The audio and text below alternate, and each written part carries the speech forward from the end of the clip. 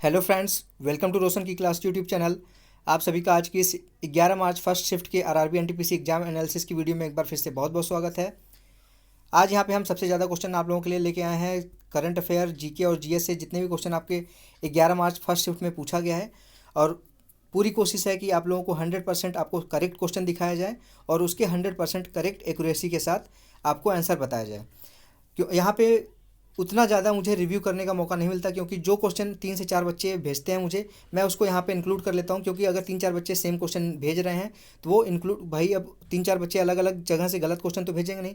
3-4 बच्चे अगर क्वेश्चन भेजते हैं सेम, तो उसको मैं यहाँ पे रख लेता हूँ कि वो आज के शिफ्ट में पेपर में आया हुआ था। तो आप कमेंट, आपका काम है, अगर आप आज का एग्जाम दे के आए हैं तो नीचे कमेंट बॉक्स में ज़रूर कमेंट करिए कि आपके शिफ्ट में ये क्वेश्चन आया था कि नहीं आया था।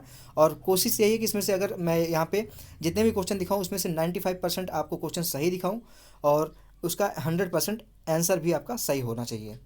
तो यहाँ पे आप शुरू करते हैं आज की वीडियो। शुरू करने से पहले अब बस यही कहना चाहूँगा कि अगर वीडियो देखने के बाद आपको अच्छी लगी ये वीडियो तो लाइक ज़रूर करिएगा लास्ट में। और ऐसे रेगुलर बेसिस पे आरआरबी एनटीपीसी एग्जाम एनालिसिस देखने के लिए आप रोशन की क्लास यूट्यूब चैनल को सब्सक्राइब करना मत भूलिएगा और साथ ही साथ बेल आइकन भी दबा के रखिए, जिससे मैं कोई वीडियो यहाँ पे अपलोड करता हूँ उसकी नोटिफिकेशन आप तक पहुँच जाए।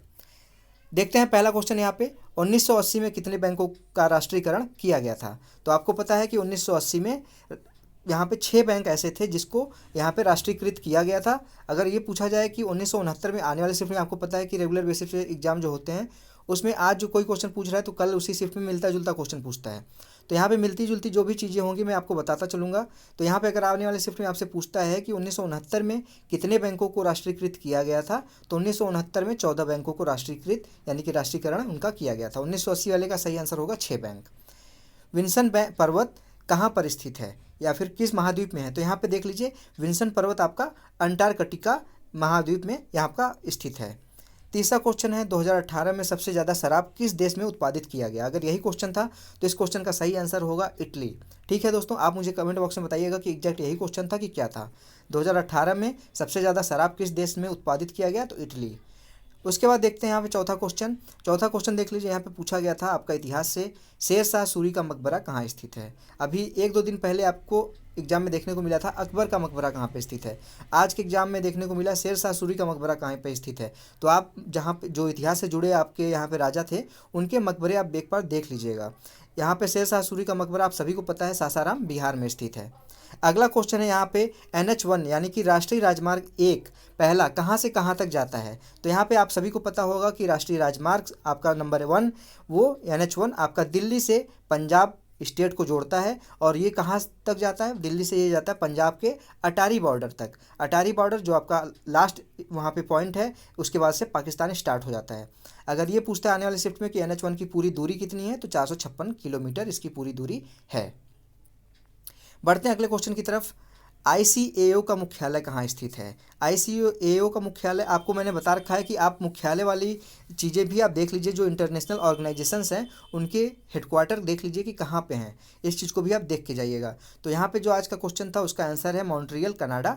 ICAO का यहाँ पे हम फुल फॉर्म भी देख लेते हैं। ICAO का फुल फॉर्म होता है इंटरनेशनल सिविल एविएशन ऑर्गेनाइजेशन, यानी कि अंतर्राष्ट्रीय नागर विमानन संगठन। इसका जो ICAO का मुख्यालय कहाँ है, मॉन्ट्रियल, कनाडा में। ठीक है, वाडा का भी मुख्यालय आपका कनाडा में है, इसको आप ध्यान दीजिएगा। जो एंटी डोपिंग एजेंसी है, वर्ल्ड एंटी डोपिंग एजेंसी, उसका भी जो मुख्यालय है वो कनाडा में ही है, इसको भी आप ध्यान दीजिएगा। अगला क्वेश्चन पूछा गया है आज के शिफ्ट में, कालबेलिया नृत्य किस राज्य से संबंधित है। तो यहाँ पे ये भी चीज़ है कि रिपीट हो रहा है हर शिफ्ट में, जो लोक नृत्य है इससे रिपीटेड क्वेश्चन है, हर बार शिफ्ट में आपको देखने को मिलेगा। कभी आपका केरल का लोक नृत्य पूछ लेगा, कभी असम का लोक नृत्य पूछ लेगा, तो पूरे स्टेट के जो लोक नृत्य हैं उसको भी आप देख के जाइएगा। कालबेलिया नृत्य आपका राजस्थान स्टेट से संबंध रखता है। अगला क्वेश्चन पूछा गया है, हैप्पीनेस इंडेक्स में किस देश को प्रथम स्थान मतलब मिला है। तो हैप्पीनेस इंडेक्स में फिनलैंड को, 2020 का ये क्वेश्चन था, 2020 में हैप्पीनेस इंडेक्स में फिनलैंड ने टॉप किया है। इसके पहले भी अगर पूछता कि 2019 में किसने टॉप किया तो पर भी फिनलैंड ही आंसर होता आपका। और यहाँ पे अगर पूछा जाए कि इसमें अंतिम देश कौन सा है, तो इसमें अंतिम पोजीशन पे 3-4 देश हैं, जैसे अफगानिस्तान हो गया, जिम्बाब्वे हो गया, दक्षिणी सूडान हो गया, इस तरीके के 4-5 देश हैं जो अंतिम पोजीशन पे हैं। और इसमें अगर पूछता है कि अंतिम पोजीशन कितने देश इसमें टोटल भाग लिए थे, तो 156 देश थे जिन्होंने यहाँ पे भाग लिया था। तो यहाँ पे 3-4 देश हैं आपके 156वें नंबर पे। अब यहाँ पे ये भी पूछ सकते हैं आने वाले शिफ्ट में कि भारत की रैंकिंग क्या है हैप्पीनेस इंडेक्स में। तो अगर पूछता है कि 2020 में क्या है तो 144 नंबर पे है। अगर पूछता है कि 2019 में कितना है तो इससे 4 पोजीशन अच्छी थी भारत की पोजीशन हैप्पीनेस इंडेक्स में, 2019 में 140 पे था।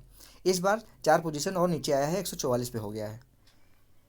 अगला क्वेश्चन है राजा राम मोहन राय द्वारा प्रकाशित समाचार पत्र निम्न में से कौन सा। ये ऑप्शन बेस्ड क्वेश्चन था, वहाँ पे ऑप्शन दिए गए थे, लेकिन एक स्टूडेंट ने बताया कि ये ऑप्शन था संवाद कौमुदी। तो संवाद कौमुदी ने को आपको पता है कि राजा राम मोहन राय ने 1822 ईस्वी में इसको संपादित किया था, प्रकाशित किया था। तो इस क्वेश्चन का आंसर है संवाद कौमुदी। एनडीसी का फुल फॉर्म क्या है? एनडीसी का फुल फॉर्म है नेशनल डेवलपमेंट काउंसिल। इसका अगर आपसे पूछता है कि इसकी स्थापना कब की गई थी तो ये अब स्थापना इसकी की गई थी 1952 ईस्वी में। अब क्या हो गया कि एनडीसी एक आपका मेन ऑर्गेनाइजेशन नहीं रहा, ये नीति आयोग के अंडर में काम करता है, सलाह देता है नीति आयोग को। तो ये आप ध्यान दीजिएगा कि नेशनल डेवलपमेंट काउंसिल जो है वो अब नीति आयोग को सलाह देता है। अगर ये पूछा जाए कि एनडीसी के आपको अध्यक्ष कौन होते हैं तो एनडीसी के अध्यक्ष वही होते हैं जिस प्रकार आपको पता है कि नीति आयोग के अध्यक्ष भारत के प्रधानमंत्री होते हैं, तो एनडीसी के भी अध्यक्ष भारत के प्रधानमंत्री होंगे। तो प्रेजेंट टाइम में श्री नरेंद्र मोदी जी इसके अध्यक्ष हैं। अगला क्वेश्चन यहाँ पे पूछा गया है तिलचट्टा कहाँ से सांस लेता है। तो तिलचट्टे को आपको पता है कि वो अपने नाकों से सांस नहीं लेता है। तिलचट्टे के शरीर में ढेर सारे छिद्र होते हैं, 10 जोड़ी कम से कम उसके शरीर में छिद्र होते हैं जिससे वो सांस लेता है। अगर उसको हम काट भी देते हैं कई हिस्सों में तो भी उसकी सांसें मतलब वो सांस ले सकता है। उसके शरीर के ऊपर यहाँ पे देख लीजिए लिखा गया है शरीर में बने श्वसन रंध्र से वो सांस लेता है, यानी कि शरीर के ऊपर छोटे छोटे बारीक से छेद होते हैं उसके कम से कम 20, उससे वो सांस लेता है। 10 जोड़ी छेद होते हैं उसमें। अगर ये पूछता है कि तिलचट्टा किस संघ का यहाँ पे कीट है तो यहाँ पे आर्थ्रोपोडा की संघ का कीट है ये। अगला क्वेश्चन पूछा गया है काशीराम ने कौन सी पार्टी की स्थापना की। तो आप सभी को पता है यूपी में इन्होंने स्थापना की थी। काशीराम जी ने बहुजन समाज पार्टी की और इसकी स्थापना कब की गई थी? 14 अप्रैल 1984 ईस्वी को। अब अगर आप यूपी से हैं तो आपको पता होगा इसके बारे में, क्योंकि सबसे ज़्यादा चर्चित पार्टी ये यूपी की है, बीएसपी की स्थापना की थी यहाँ पे माननीय कांसीराम जी ने, स्वर्गवासी जो हो गए हैं अब, उन्होंने की थी। और अब 14 अप्रैल 1984 को किया था इन्होंने इस पार्टी की स्थापना। अगला क्वेश्चन है भारत का पहला समाचार पत्र यहाँ पे पूछ लिया गया आज के शिफ्ट में कि भारत का पहला समाचार पत्र कौन सा है। तो भारत का सबसे पहला समाचार पत्र है द बंगाल गैजेट। इसकी जो ये समाचार पत्र कब प्रकाशित हुआ था सबसे पहले? तो 1780 ईस्वी में इसकी सबसे पहले इसकी संपादकीय की गई थी। अगला क्वेश्चन है यहाँ पे 2018 का पद्म विभूषण पुरस्कार किसे दिया गया। तो यहाँ पे ये मुझे नहीं पता चला कि कौन सा ऑप्शन था, यहाँ पे कितने ऑप्शन थे, और 3 लोगों को 2018 में पद्म विभूषण दिया गया था। तो आप अगर एग्जाम दे के आए हैं तो आप बताइए इनमें से कौन से वहाँ पे ऑप्शन में कौन सा था। 3 लोगों को दिया गया था इलैयाराजा, ये संगीत के क्षेत्र में इनको दिया गया था और ये आपका बिलोंग करते हैं, संबंध इनका है तमिलनाडु से। दूसरे नंबर पे गुलाम मुस्तफ़ा खान जी को दिया गया था, ये कला और संगीत के क्षेत्र में दिया गया था। और तीसरा पी परमेश्वरन को दिया गया था शिक्षा और साहित्य के क्षेत्र में। तो ये 3 लोगों को दिया गया था। आपके ऑप्शन में जो भी रहा होगा इसमें से एक ही रहा होगा पद्म विभूषण अगर पूछा है 2018 का तो इनमें से एक लोग वहाँ पे रहे होंगे, वो बिल्कुल सही आंसर होगा। नेक्स्ट क्वेश्चन है योनो बैंक या योनो योजना किस बैंक से संबंधित है। तो आप सभी को पता होगा, काफ़ी इस समय चर्चित है ये एप्लीकेशन, मोबाइल एप्लीकेशन भी है ये योनो योजना। ये एसबीआई के द्वारा चलाया गया था ये योजना योनो। और एसबीआई का आपको सभी को फुल फॉर्म पता ही है, स्टेट बैंक ऑफ इंडिया। इसका मुख्यालय अगर पूछ लेता है, स्टेट बैंक ऑफ इंडिया का मुख्यालय मुंबई में है। और इसका अगर ये पूछता है कि स्थापना कब की गई थी तो 1 जुलाई 1955 को इसकी स्थापना की गई थी। इसके पहले द इम्पीरियल बैंक इसका नाम था, उसी को बदल के स्टेट बैंक ऑफ इंडिया रखा गया था इसका नाम। नेक्स्ट क्वेश्चन है भारत में सिविल सेवा किसके द्वारा शुरू की गई थी। काफ़ी अच्छा क्वेश्चन है, काफ़ी आसान है। तो भारत में जो सिविल सेवा शुरू की गई थी वो लॉर्ड कॉर्नवालिस के द्वारा शुरू की गई थी। नेक्स्ट क्वेश्चन देखिए, सबसे आसान क्वेश्चन कंप्यूटर का, 1 बाइट में कितने बिट होते हैं। तो 1 बाइट में आप सभी को पता है 8 बिट होते हैं। अगर आपसे उल्टा क्वेश्चन पूछा था कि 1 बिट में कितने बाइट होते हैं तो 1/8 हो जाएगा। जस्ट यही है, 1 बिट में अगर पूछता है तो 8, 1 बाइट में पूछता है कितने बिट तो 8 बिट, और ये पूछता है कि 1 बिट में कितने बाइट तो 1/8 बाइट। नेक्स्ट क्वेश्चन आपका है यहाँ पे विश्व स्वच्छता दिवस कब मनाया जाता है। तो विश्व का स्वच्छता दिवस आपको सभी को मैं बता दूं कि 5 मई को मनाया जाता है हर साल, विश्व स्वच्छता दिवस यानी कि वर्ल्ड हाइजीन डे।